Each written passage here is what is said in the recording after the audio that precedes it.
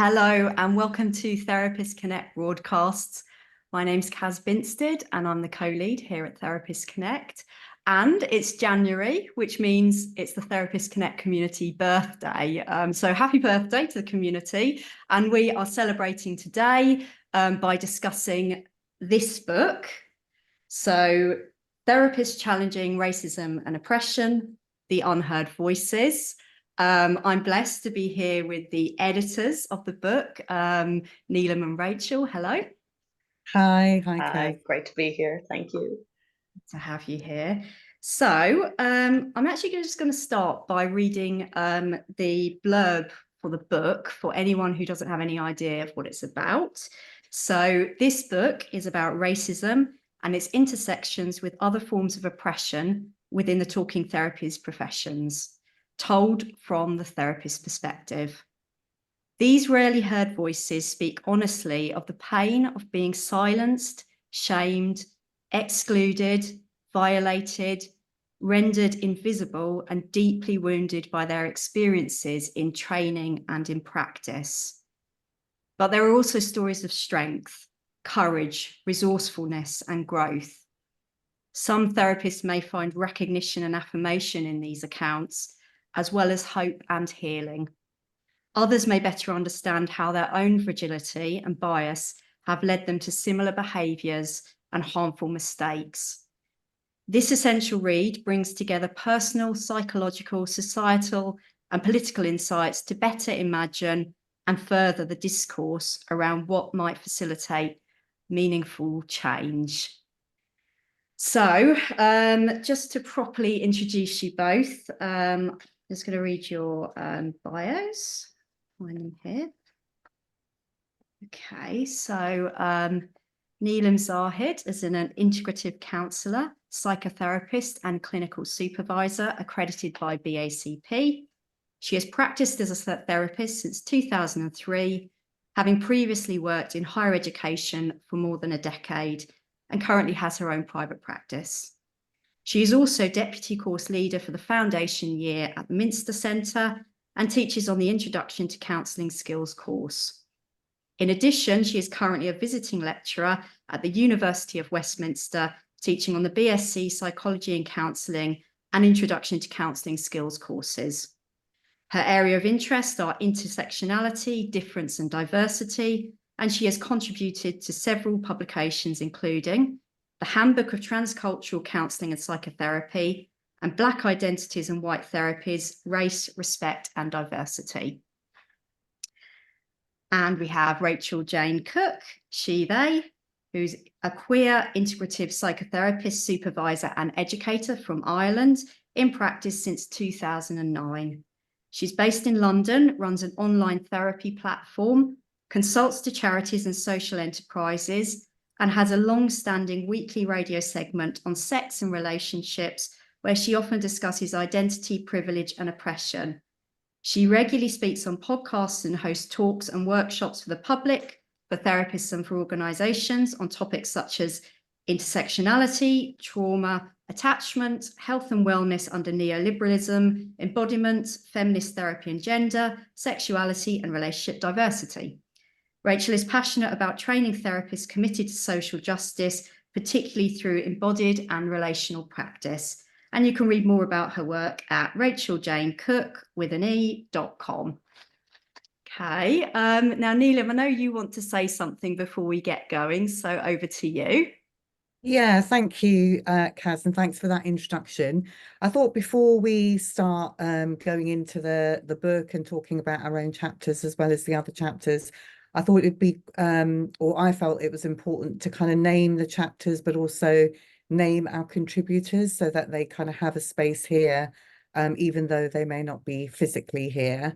So I'll read through the contents page. And as I do this, I'm also mindful of the pronunciation of certain names that I'm unsure of. So Rachel, do jump in if I've mispronounced a name. And also if we collectively mispronounce the name, then I would encourage the contributor or someone else with that name to tell us what the right or correct pronunciation is. So I'll do my best here. And I suppose just want to say that in context of my own chapter, I think kind of the names part is quite important. So, but I know we'll go on to talk about that in a second. So the first couple of chapters is by myself, what's in a name, why names matter for people of colour.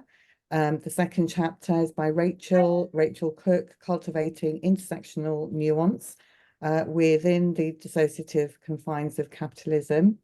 The next chapter is written by Ohema N. Cancer Dwamina. Hopefully I pronounced that correctly. Attending to self, attending to others, the impact on the Black therapist of client presentations of racial trauma. We then have Anita Gasper, Call Me By My Name. That's the following chapter. The one after that is by Joanna Trainer, A Need for Deep Learning, Not Training. Chapter 6, Racism and Coercive Control in an NHS Counselling Service by Anya Amrith and Roshmi Lovett. Chapter 7, Confronting the Colonial History of Transphobia by Sam Hope. Chapter 8, Interracial Transference, A Case of Projective Identification by Jaspreet Tahira or Tihara. Chapter 9, and I cannot pronounce this word. Go on, Rachel. Biunital. Thank you. Healing, a multi-dimensional approach to therapy by Oy Agoro. And the final chapter, chapter 10, My Journey to Visibility, Using Congruence to Explore Racial Microaggressions Within the Supervisory Relationship by Rajita Rajeshwar. Thank you. Thank you. And yeah, we're not going to have a lot of time in this discussion to touch on all of the chapters, but we do want to acknowledge all those authors. So to get started, you talk in the introduction in the book about the reasons for writing it and your own individual processes in that. So would you, just for the viewers, say a little bit about that? Shall I jump in first, Rachel? Kick us off, Neelam, please. So for me, I think really this book has been a culmination of years and years of racism within the field of therapy. And, you know, from the time of my training up until now, you know, there have always been kind of different forms of experiencing racism within the field, whether it's as a client in the kind of client chair, whether it's as a therapist in the therapist chair, in training, you know, my initial training with other peers or tutors or work colleagues. So it kind of, for me, there's just been a list of one thing after another after another. And I think within the last kind of 5 or 6 years for me, after having attended some workshops where that happened again, I felt like I really couldn't keep silent anymore. And yeah, it was just kind of coming from that place of I really want to speak up about the racism within our field. And I don't think it gets talked about enough. For me, it's, you know, racism is out there and it happens out there in the outside world. And it's only now recently that we started thinking about it in terms of and in context of our therapeutic work. And I think that's why I wanted to kind of break the silence around that. So for me, that's what the book has been really about, and to give a voice, not only to give myself a voice, but to give all of the other contributors and hopefully other people who will be reading this a voice to break the silence around racism within the field. Rachel? Yeah, follow on from that. I mean, I was, you know, really flattered and delighted to be asked by Neelam to support her in this project and to be, to co-edit. It felt like a very synchronicitous sort of timing, very kind of rousing. You know, it was what, 2019, 2020, and we both had separately, you know, before we knew each other, just a lot of experiences, a huge amount from what Neelam has shared of experiences of trainings that were just poorly held in terms of like intersectionality and difference in general, but particularly around race. And so it felt like that was just incredibly needed. Far too many trainings that were just woefully ill-equipped in holding, diversity really, and approaching training with kind of true intersectionality. So, you know, what it's really made me think about is how therapy is political. You know, it feels like we're only starting to really touch on what that means, you know, that kind of everything is political or can be political, and how therapy has kind of stayed apart from that for a long time in many ways, particularly white Western therapy.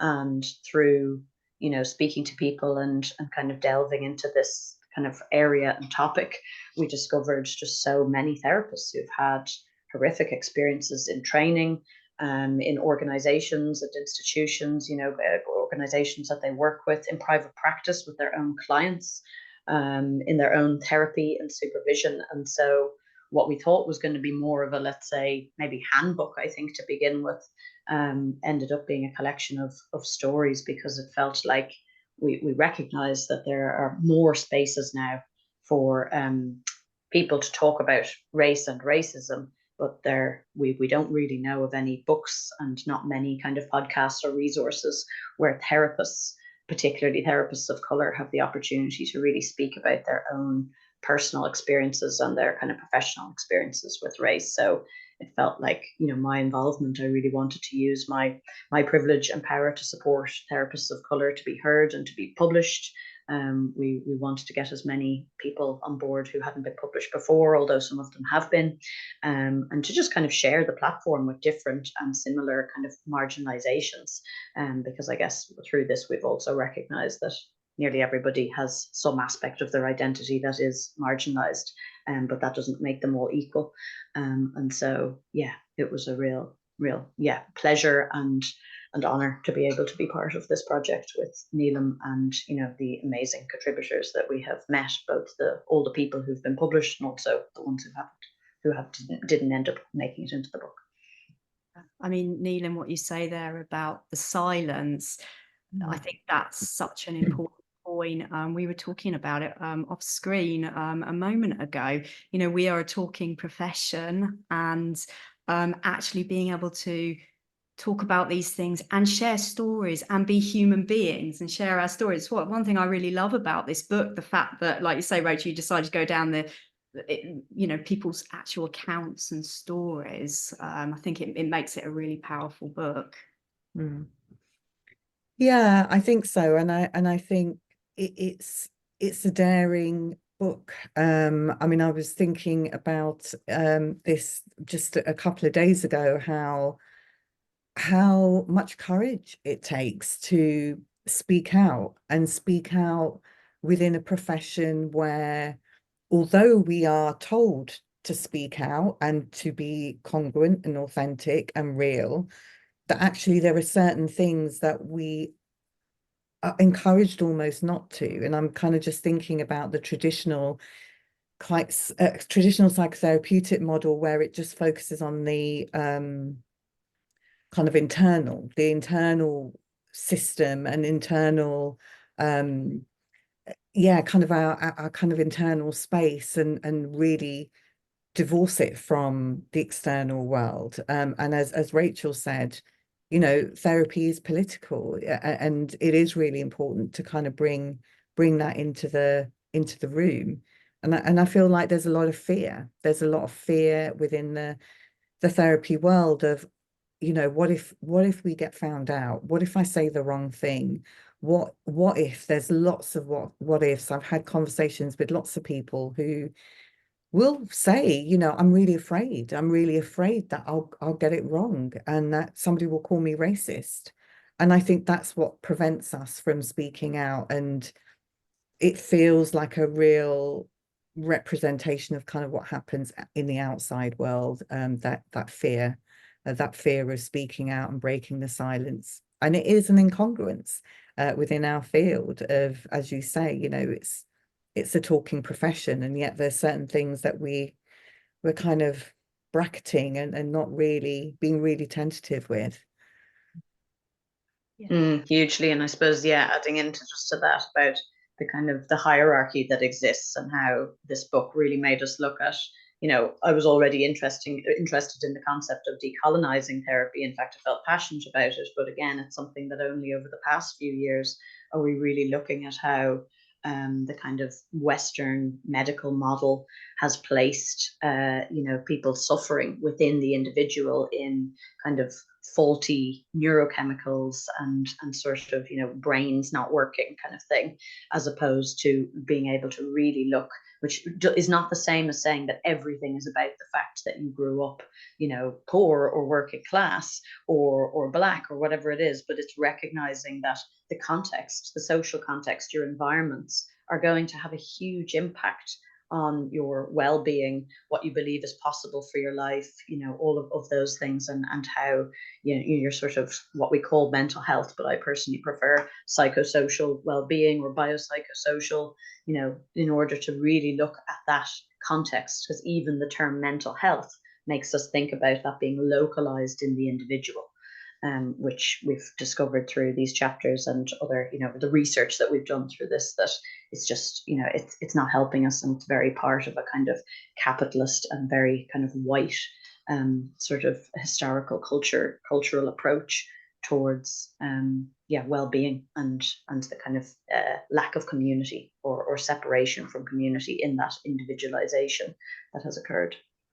Well, I know you're going to say more about that, Rachel, when you talk about your chapter. In terms of the other authors, I know this has been quite a long process, actually, because obviously it happened over the pandemic period. How did you go about finding contributors? How did that kind of play out? Well, I suppose contacts, the networks, certainly for me, the kind of networks that we were or I was part of, and kind of reaching out to people, calling for chapter contributions, kind of personal networks as well. So it's really kind of tapping into the kind of people I know and people that they know, and really trying to get people who, as Rachel said earlier, hadn't written anything before, hadn't been published, but really kind of who kind of felt like they wanted to tell their story. And that felt like a really important part, that this wasn't actually just an academic piece of work, because we had lots of people wanting to just write about theory. And this isn't just about theory. This is about real life, and this is about our experiences.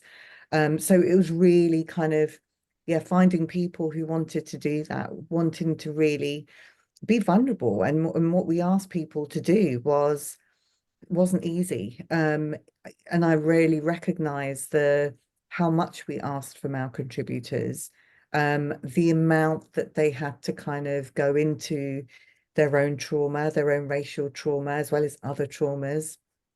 So the vulnerability, the courage that it took, it just felt like, it was a really important part of this book is kind of being able to tell that story. But I think that's the kind of how we did it. And we had lots of people drop out as well along the way. For some people it was things around kind of practicalities, it didn't work out. For other people, it brought up lots of things for people, and I know for myself it brought up lots of things for me, and it was just too difficult to do. And I'm so sure Rachel will kind of say a bit more about that, but that's kind of how we went about trying to find people.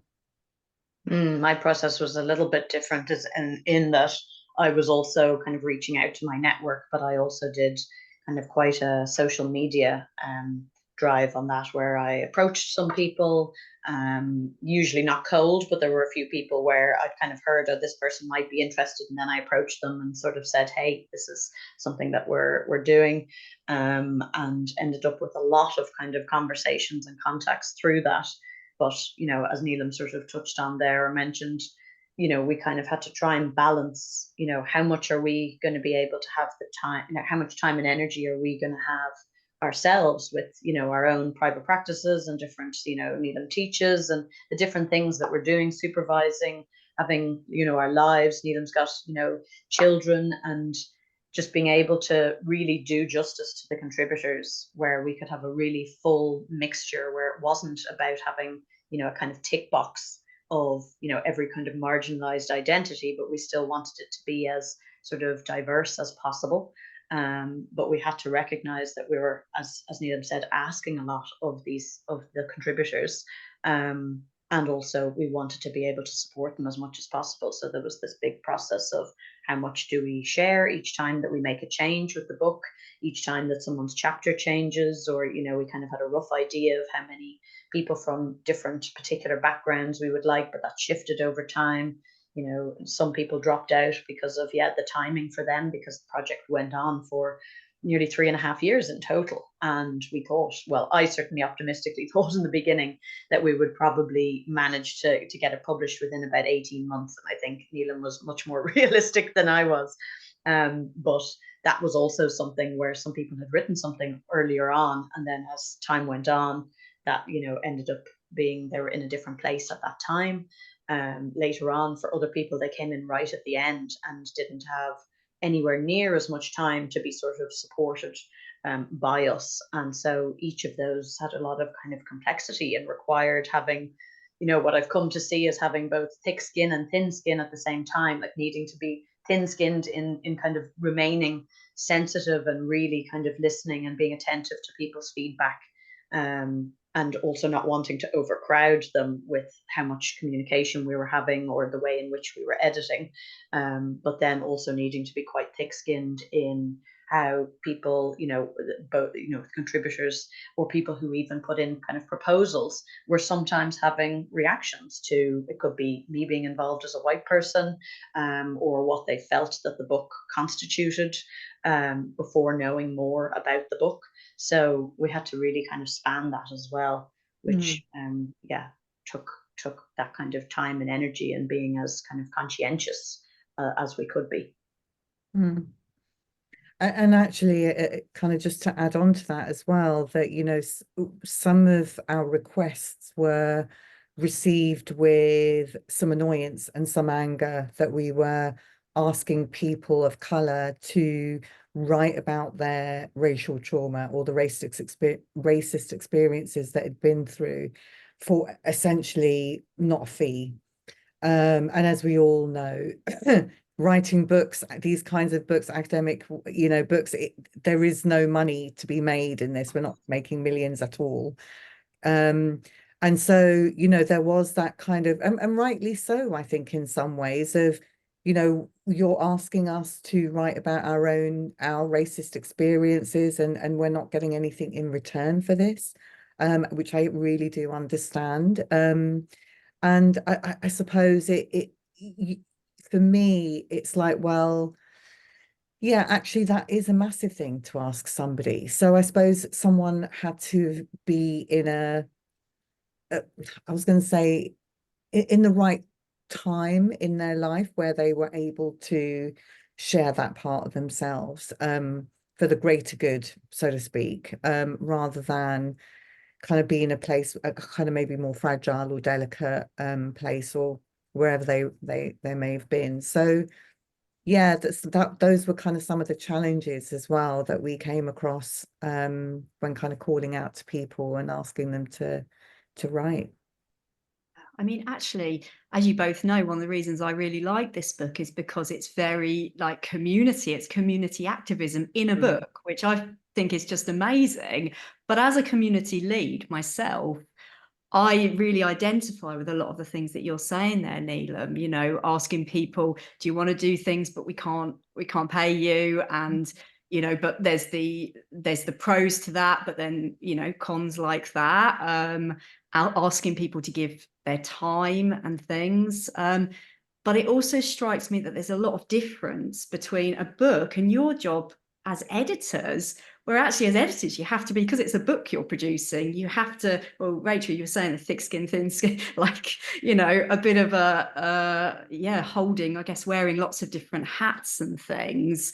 So in some ways that's even more of a challenge then, because you're giving space to people, but like you say, then it's not a closed space, it's an open space for the world. Yeah, totally. We were kind of trying to be everything to all people in some ways, and also having to manage that in ourselves, because we were, I think, certainly for me, I felt incredibly lucky that the way, even though Neelam and I worked quite different ways and we had different periods over the 3.5 years where one of us had more availability and more bandwidth than the other, and we worked quite differently in terms of how we edited.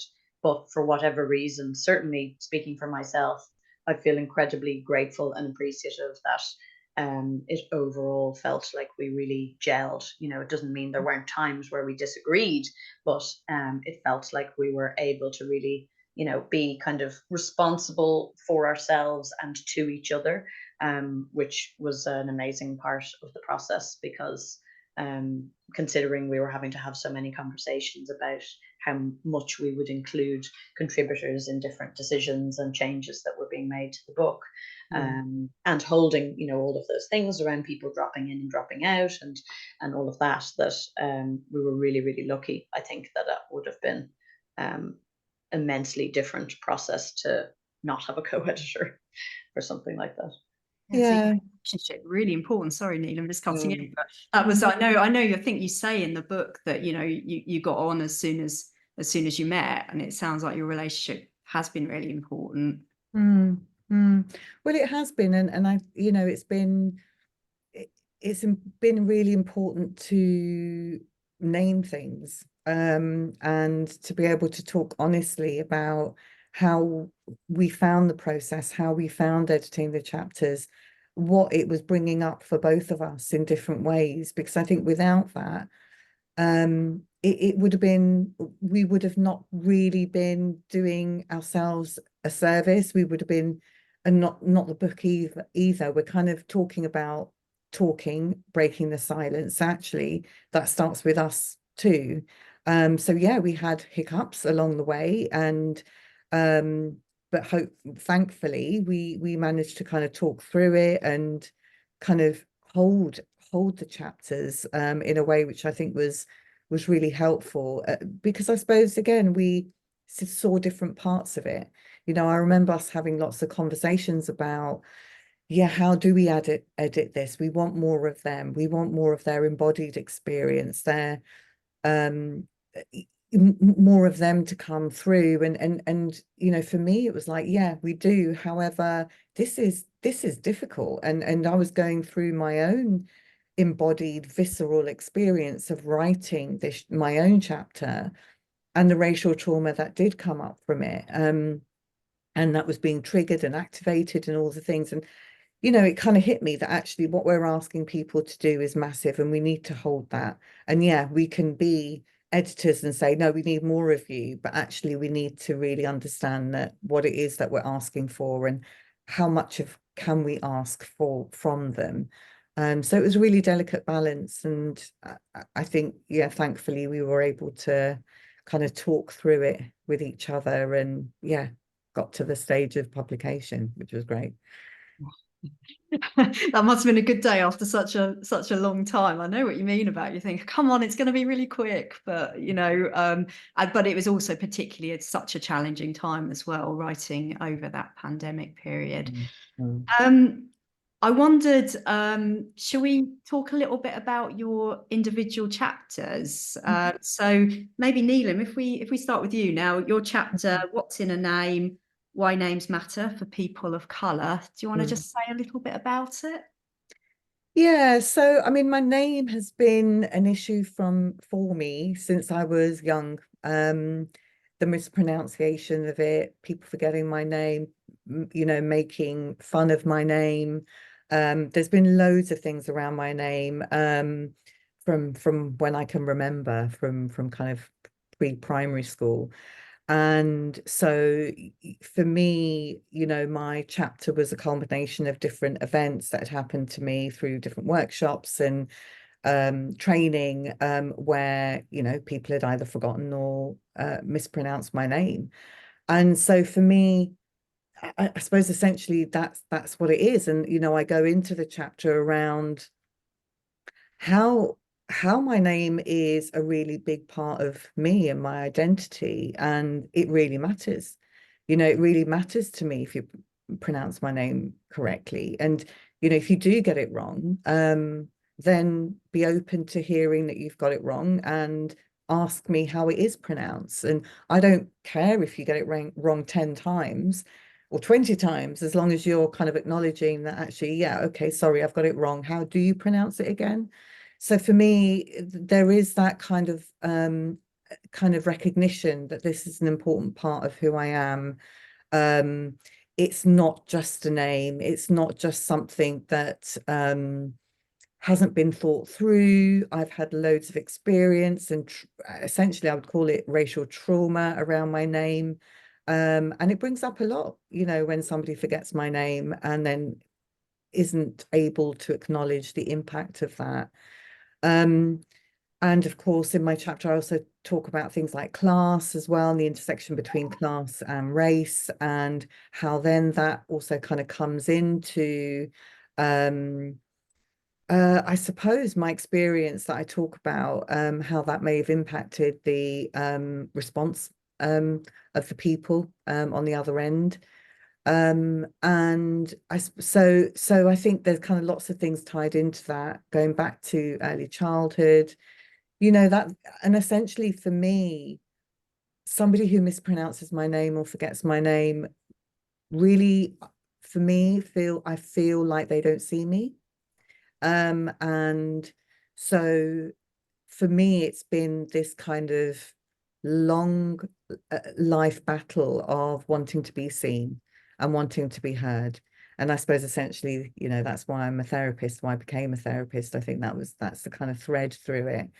And my name is that kind of top layer in a way of that ties it all together.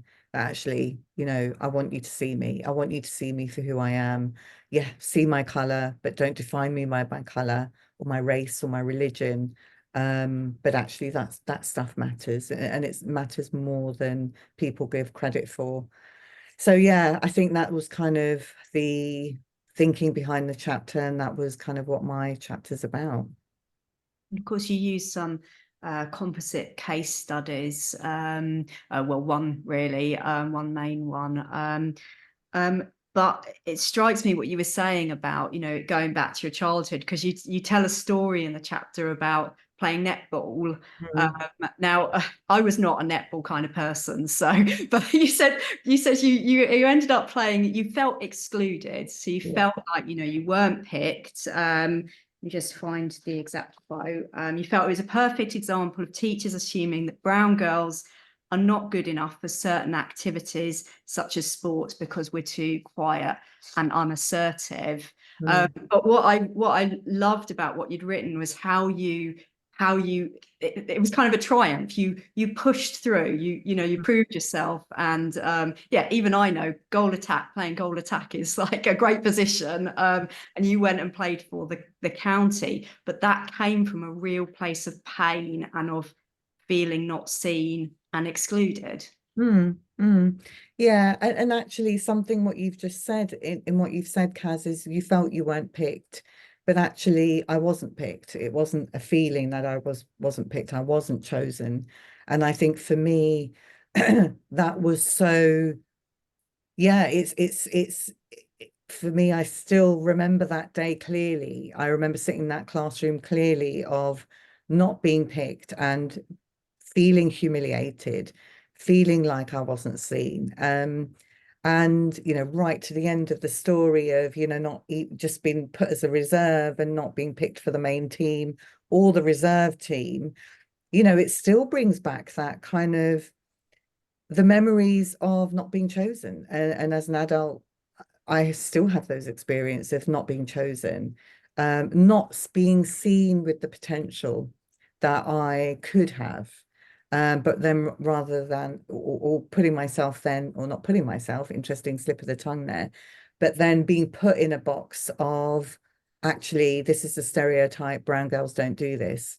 Brown girls don't do sport, they don't do netball, they don't do football, they don't do this. And yeah, it is a story of triumph, and yeah, one that I'm proud of. And you know, I've still got the newspaper cuttings and all the other photographs that you know, still now. But actually, it hasn't always been like that. And sometimes it's been, I will not be seen at all, and I won't have the energy to fight back, and I won't have the energy to keep on battling and going through the same hurdles and the same stories again and again and again. So yeah, I love that story because it kind of fills me with joy. And yeah, I still have some of those experiences as adults, but on the other side, some experiences are not triumphant at all. Yeah, yeah. And thank you for correcting me as well, because actually those semantics matter. Mm, mm.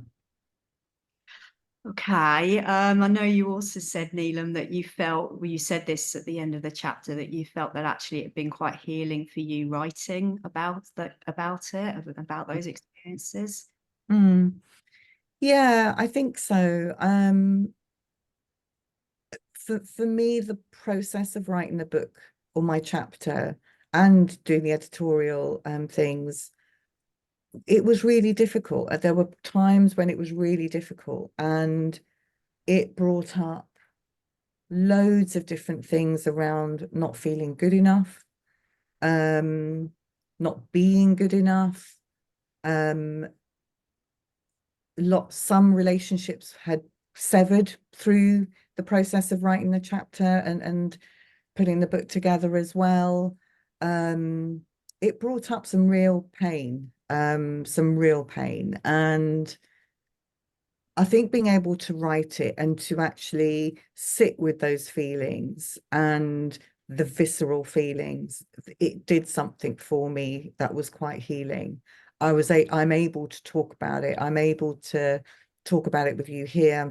I'm able to talk about it and actually, you know, be proud of the fact that, yeah, whatever it is that we've produced, it's been produced and people are reading it, and some people are it matters. And I think it's that whole thing of, yeah, my healing is through writing it, through voicing it, and through other people's healing as well, and other people's recognition of what we've written in some of those chapters. And that's a real kind of, going back to your word, that community spirit, kind of, that's what connects us to each other, I think. So yeah, it has been healing. Far from healed, past tense, but it has been healing. Thank you, Neelam. Okay, so Rachel, we'll move on to your chapter. Now, your chapter, it's kind of like two parts. You again use composite case study, and then kind of the second part of the chapter is more theory, but of course they overlap as well. So I'm just going to read you a quote from middle part through your chapter. So you have said, I'm curious whether it strikes you, the reader, as imperative that therapy serves as a space in which the politics of historical context, systemic harm, and ongoing oppression are deeply acknowledged. A space where the focus isn't simply on reducing or eliminating distress, but on seeing a huge proportion of human suffering as survival responses to an oppressive world. Oh, I'm glad I wrote that. Yeah, so my chapter changed drastically over the course of 3.5 years. I feel like I ended up writing 4 or 5 different chapters and then kind of going back to the drawing board, because part of me wanted, you know, again, without trying to make it some perfect, tidy thing, I wanted it to feel as though there was a thread with the other chapters. And it also felt really important to me that so much of what we were talking about and how much I was reading and researching and talking to people over those 3.5 years felt so political and so related to, you know, nowadays the word intersectionality has been thrown around everywhere, and you know, I'm really glad that it's a word that's being used, but I feel like in certain contexts it started to lose its meaning. You know, it's become just like the new kind of buzzword or a trending thing to talk about in therapy. And so for me to really get into some of the nitty gritty details of the ways in which, you know, if you grew up poor, or if you grew up queer, or if you grew up with a chronic health condition, that these things will have impacted you, and that is political. You know, how much you're impacted by eco anxiety, or, you know, climate crisis, grief, these terms that are coming up now, that a lot of the things that are going on in our world, living under patriarchy, living under capitalism, living under white supremacy, these things are political. So it felt really important to be able to talk about that, and bring more, hopefully, kind of awareness and ideas for discussion for therapists to talk about, because I find that there's often sort of two camps, where there's therapists who say that therapy is not political, and others who, you know, deeply recognize what it is. And I think some of that is about the semantics of what we're even seeing as political. So the words matter here. And then I also really wanted in this chapter to be able to talk about mistakes that I've made, without getting into the place of going into some huge shame hole and centering myself, and, you know, going into a big sort of white guilt or kind of saviorism over it. But I also didn't want to kind of wrap it up like, you know, now I've done all the work, and so now I'm past the stage of making mistakes. It's like, no, we're all going to be making mistakes. And, you know, really what I think one of the next frontiers with therapy and with the world, the wider context, is how we can not put things into these constant binaries of right and wrong, black and white, you know, whatever set of things it is, and being able to kind of go, hey, I've had a, you know, negative impact on someone, I've caused them distress. It doesn't even have to be about whether that was wrong, so much as I care about this person, you know, let's work out how we can either, you know, that I apologize, I work out how to do things differently in future, or we look at what it is that led to that distress. Sometimes that other person, whoever it is, whether that's in a therapy context or otherwise, is able to recognize that that was about their own history, you know. And so mistakes felt like a huge part of this, because I think we generally really struggle as humans, currently, it seems, in being able to own when we've either kind of obviously made a mistake, or being able to accept that someone else has been hurt by us, so that it kind of, to some degree, doesn't even matter whether it was an objective wrong or mistake. The relationships matter, and capitalism has a big part in that, in how we are more kind of isolated, atomized, individualized, and disconnected from each other. So it felt, yeah, really important to bring in those different pieces in my chapter. Yeah. And, you know, it's funny, isn't it? It's so simple, actually, just caring. I think in the case study, you're kind of talking about the clients, almost saying like, you know, actually, we appreciate the fact that you are trying. So once you've gone through explaining a couple of those mistakes, it did then actually just come down to the relationship, and trying to be with them and see them as they are, put yourself in their shoes. Yeah, it did. And I think there's some different approaches to that, where, you know, some would say that as long as you can offer, some, you know, practitioners would say, as long as you can offer unconditional positive regards, that is enough. And I think what we're now seeing with more research over the last couple of decades is that it's not as straightforward as a queer person should only work with a queer therapist, or a black client should only work with a black therapist, or a therapist of color.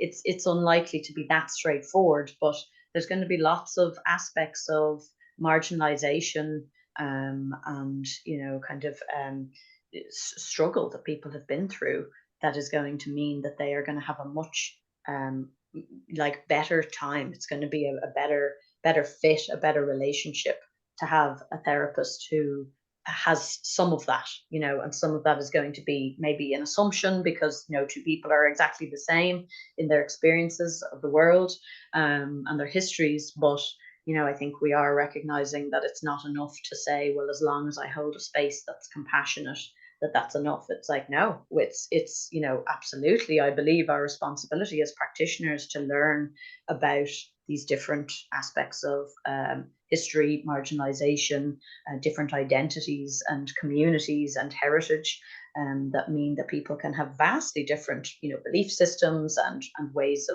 of experiencing the world and perceiving. Yeah, I like that, was responsibility and really being active, because of course one thing you were talking about doing is doing the reading, and actually it's not I'm just going to do the reading so that I can kind of say, oh, I know about this or I know about that. It's doing the reading because they want you to read up on a certain kind of certain thing. Yeah, and that you recognize in yourself that you don't have that. Either you can be very explicit with the client and say, I don't have experience in this area, and so or that a client is able to tell a therapist, feels confident, because this felt like something in relation to power with this book. I have, through talking to lots of practitioners, discovered that as even practitioners themselves seeking out therapy, many people did not feel comfortable, particularly, let's say, therapists of color challenging a white therapist, their own white therapist, on things, that the mistakes that the white therapist had made in relation to race, because it just felt either like it was going to be too much effort, and to having to unpick either the kind of shame that the white therapist would go into, or that the denial, the disavowal, all of that. And so, or feeling like there was because there's a power hierarchy, a power relationship, that meant that it felt, difficult or fearful of the consequences, really. So that was something that I felt really passionate about in that, as well as, this emerging kind of area of decolonization of therapy, of how we make it more horizontal and also transparent, to be able to really care for people, which doesn't mean necessarily completely doing away with the concept of, a therapist having more experience and potentially more kind of power to a degree in the relationship. But it does mean being able to have lots more language around that and confidence to be able to talk about it, which I think we came into a lot of contact with the contributors. Yeah, I wonder if we could talk about training now then, actually, because it follows on quite nicely. Because I'm sitting here, I want to ask a question which probably opens a whole can of worms, but just about modality. Are we all integrative therapists? Yeah, so we're all integrative therapists. But I suppose, some therapists might be thinking, oh, is this, irrespective of what modality you are, I think this is where the training element comes in, because, well, Neelam, maybe I'll just go straight over to you, because Neelam, you're at the Minster Centre. Rachel, I know you feel really passionate about this as well. So we'll go to Neelam first, and then Rachel, you can come in. Yeah, I mean, it's such a big area, training, and just kind of thinking about my own training initially, that I think we had an add-on workshop for race and difference, which we had to pay for, and funnily enough, I didn't ever do that workshop because I had to pay for it, and the training is expensive enough as it is. And so I very rarely, or I think that we very rarely, if ever, spoke about race or difference, any aspect of difference. And, that I am talking kind of nearly 20 years ago. So training now, I think, is just, for me, there is still lots to do. But at the same time, I do think we are making some headway. I mean, at the Minster Centre, we're doing lots there around intersectionality and bringing it in right from the beginning. So, the first port of call would be the Introduction to Counselling Skills, which is a very short course on which I teach. And, there I'm bringing it in. So, let's look at these theorists, we're looking at them through this white European patriarchal lens, and heteronormative lens as well. How can we look at it? How can we look at the histories in a not in a different way, but how can we look at the theories in a different way? So I think your question about, that whole thing around modalities is a good one, because that's what we encourage students to do on the foundation year in particular, is be critical, look at it with a critical eye. It doesn't matter what approach you train in. What matters is how does this relate to intersectionality? What can you see in here that can be critiqued, that can be seen from a different point of view. And I think it's important to look at the kind of historical elements of it and how the theories have been, how they've come to be, how the research has happened, who the research has been with. I'm just kind of thinking of, you know, Jung's work, Freud's work, you know, where is it that they were doing their, taking their material from? And so I think there's a real need to bring it in right from the beginning.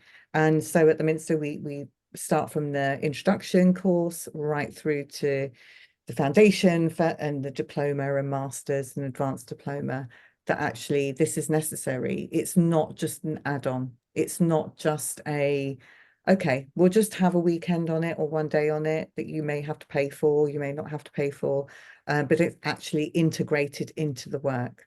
It's integrated into the work and into the syllabus. So the syllabus needs to change in some form. It needs to be adapted.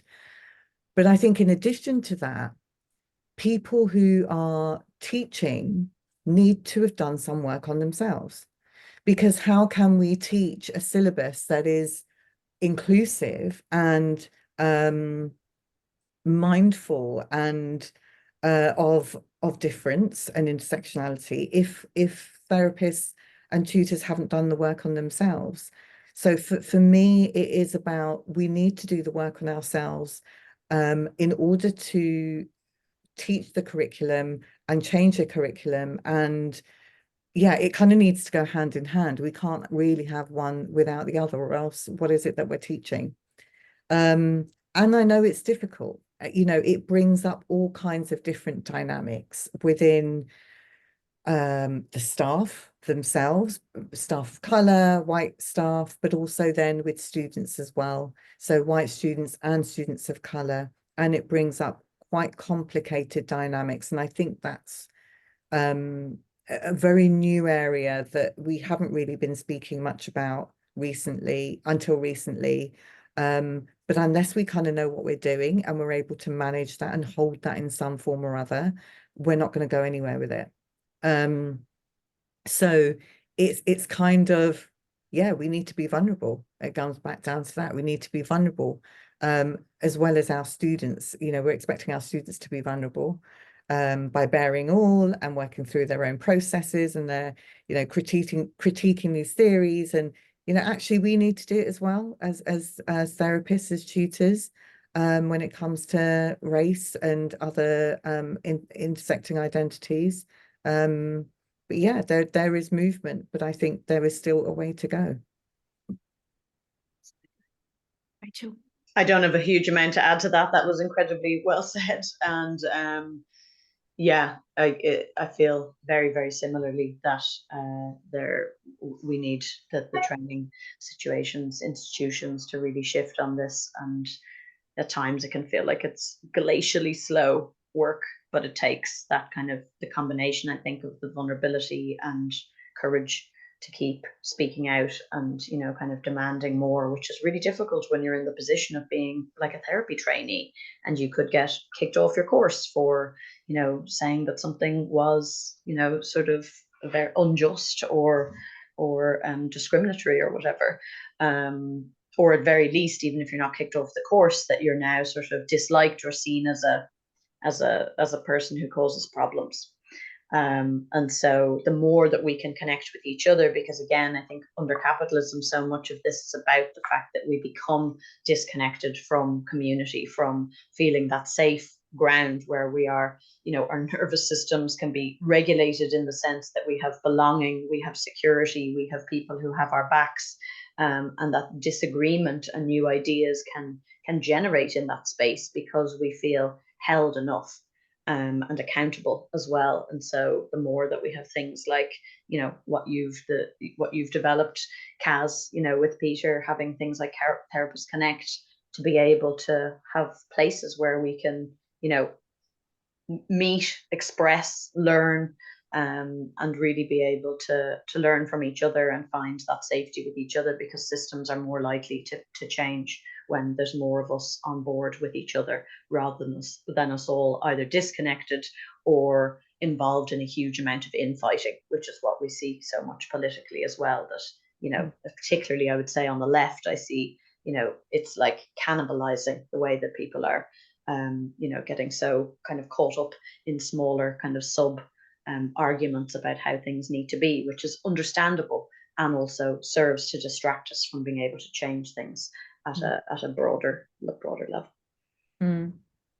Yeah, I mean, I think I just kind of want to add on to that is it's a work in progress. And I think sometimes we can get caught up in this is the final product. This is what race training looks like. And this is the beginning, this is the middle, this is the end, and this is the product. And after having done that, we should know. We should know how to work with people of color. But actually, for me, it's like that's just the beginning. There's a lot more to add on to that. There's a lot more for us to do and continuously do. You know, have we solved racism within the world? No. So actually, that means that we won't have solved it or put a dent in it even in our therapeutic world. So I think sometimes we can get caught, and I talk from my own perspective, I can sometimes find myself getting caught up with but when will this be the final thing? How much more do we have to do to come to the end? But actually, maybe there isn't an end as we may want to think. But it's about just consistently working through our own process and updating ourselves and learning and having those safe places to talk and share and network and doing things like this. So it's an ongoing process.